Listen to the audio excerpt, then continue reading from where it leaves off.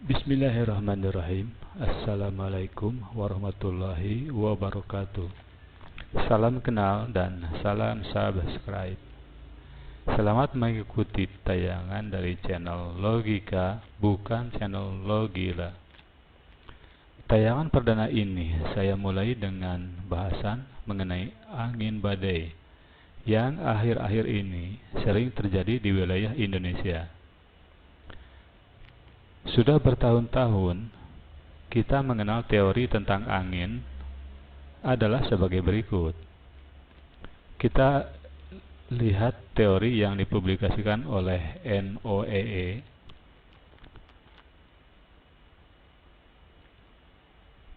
atau National Oceanic and Atmospheric Administration.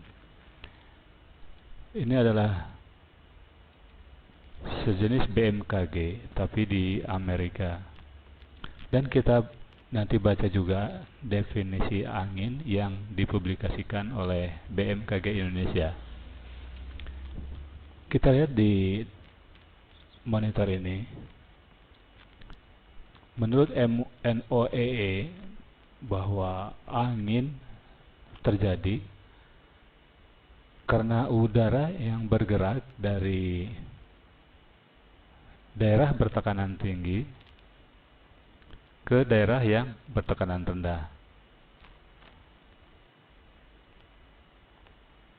Ini menurut NOAA. Sementara definisi angin menurut BMKG di sini dituliskan bahwa angin didefinisikan sebagai massa udara yang bergerak akibat perbedaan tekanan. Angin bergerak dari tekanan tinggi menuju tekanan yang lebih rendah. Kalau kita lihat-lihat di monitor ini, kelihatannya definisinya sama-sama saja. Nggak ada bedanya. Nah, sekarang mari kita lihat tayangan di monitor ini. Suatu kejadian di suatu daerah yang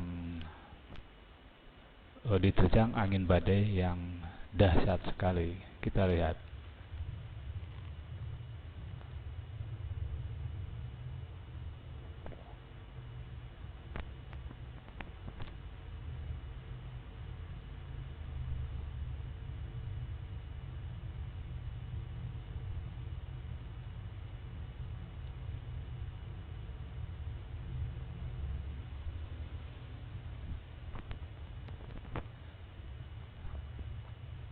Dengan melihat tayangan ini,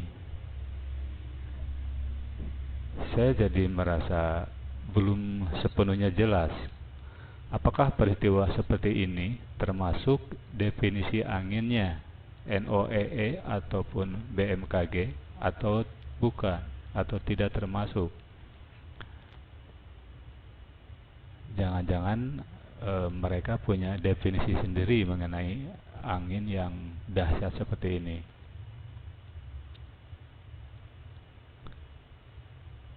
Jika kejadian dalam tayangan video ini dikategorikan sebagai udara yang bergerak dari area yang bertekanan tinggi menuju ke area yang bertekanan rendah, dengan dikatanya demikian, berarti seketika sebelum itu telah terjadi perbedaan tekanan udara di suatu daerah dengan daerah lainnya di sekitarnya.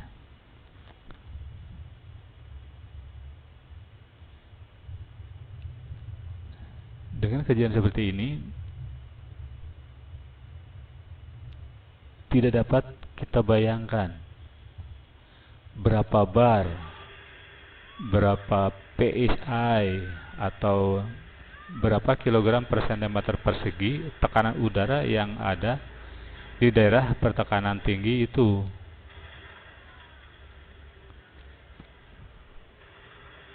Jika diperbandingkan jika diperbandingkan pada skala kecil, kekuatan angin seperti itu bisa ditimbulkan dengan membuka tabung gas bertekanan kira-kira 3 atau 4 kg per cm persegi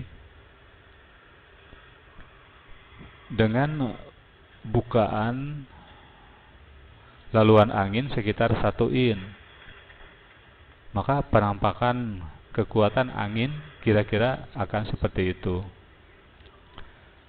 Perlu diperkirakan perbandingannya dari 3 kg per cm persegi dengan bukaan atau laluan udaranya 1 in. Itu perbandingannya. Jika sekarang dibandingkan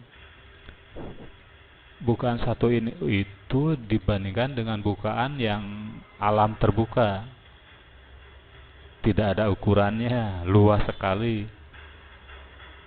Jika bandingannya 1 untuk 3 kg per cm persegi, maka luas alam ini jadi berapa kilogram per cm persegi tekanan yang di daerah bertekanan tingginya itu.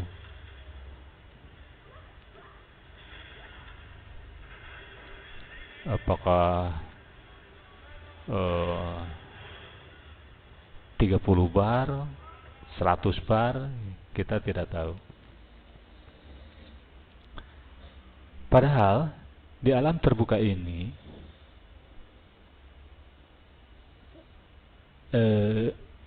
terjadi tekanan 3 kg per cm persegi aja, atau 3 bar, atau ya sekitar itu saja, itu tidak akan mungkin terjadi. Sementara itu pada teorinya perbedaan tekanan itu diakibatkan oleh paparan panas sinar matahari. Di dunia teknologi, untuk membuat perbedaan tekanan yang tinggi itu digunakan tabung gas yang mampu menampung tekanan tinggi, sementara di alam terbuka tidak ada hal sejenis itu. Jadi kalaupun panas sinar matahari itu bisa menaikkan tekanan udara secara ekstrim, misalnya dengan tidak adanya dinding penyekat untuk menampung suatu udara bertekanan, maka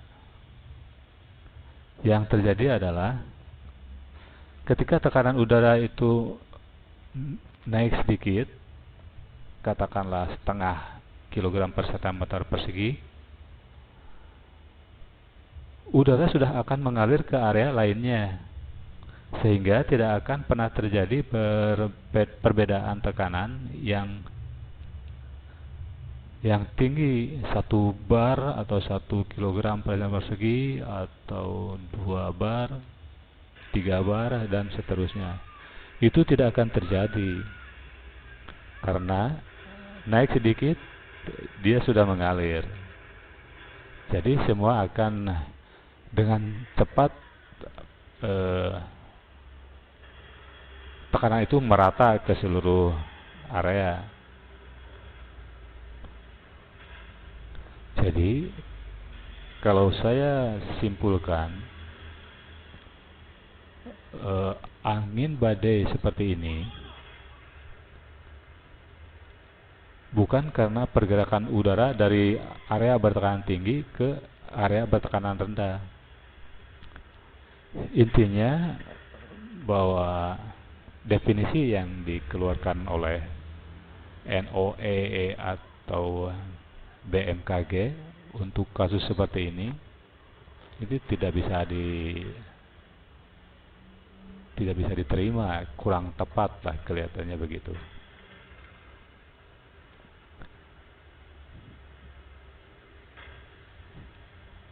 eh, setelah saya coba analisa, saya kadang-kadang melihat di alam begitu, melihat kejadian-kejadian, maka kejadian badai itu adalah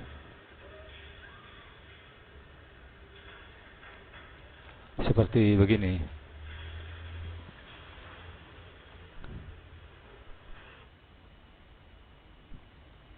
Kita lihat ilustrasi di sini. Ini adalah ilustrasi bumi dilihat dari kutub selatan.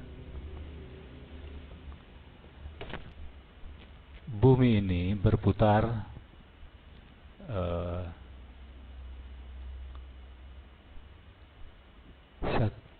satu hari satu malam itu berputar satu keliling. Satu keliling itu dia berputar dalam 24 jam. Karena diameternya yang besar, maka kecepatan permukaan tanahnya ini itu bisa mencapai 1670 km per jam kecepatannya. Coba kita bayangkan kalau kita berkendaraan dengan kecepatan seperti itu. Cepat sekali gitu.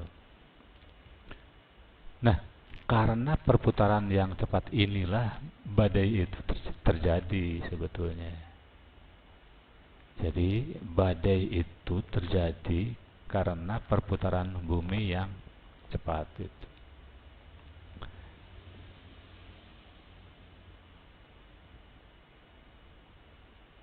Walaupun bumi ini berputar dengan kecepatan tinggi, tapi kan kita merasa tidak ada terpaan angin, merasa tidak ada pergerakan perasaan kita begitu.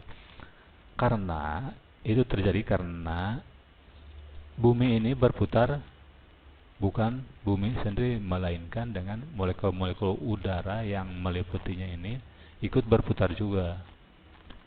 Udara sampai di mana kita nggak tahu, dia berputar. Putarannya sama dengan putaran bumi itu sendiri di daerah tertentu ya. Nanti di daerah yang lebih luar mungkin ada perbedaan. Nah, kan ketika ada badai itu, kita sering melihat di atasnya itu adalah ada awan hujan. Jadi ceritanya begini.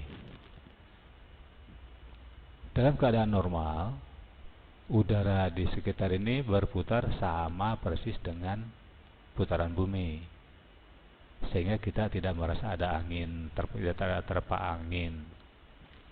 Nah, ketika muncul segumpal awan hujan yang pekat begitu. Nah, karena awan ini mempunyai perbedaan massa dengan udara, air itu lebih berat dari udara. Dengan perbedaan massa ini, si awan ini tidak dapat jadi seolah-olah jadi sumbatan, jadi penghalang laju dari putaran udara yang di atas ini. Udara ini sedang berputar, sementara di sini ada awan yang belum ikut berputar dengan bumi. Artinya si udara ini berputar sama dengan bumi, sementara si awan karena massanya berat, dia ikut berputar dengan bumi, tapi ada delay, ada terlambat. Jadi kalau ini kecepatan, kalau udara di sini kecepatan kelilingnya sekian kilometer per jam, maka si udara ini, si awan ini mengelilingi atau berputar mengikuti bumi dengan kecepatan yang lebih rendah. Sehingga yang terjadi itu persis seperti kalau kita mengalirkan udara melalui selang, kemudian si selang itu kita tutup setengahnya misalnya, maka di laluan yang tidak tertutup itu udara yang mengalir itu akan lebih cepat. Udara itu lebih cepat. Sama dengan kasusnya seperti ini. Ketika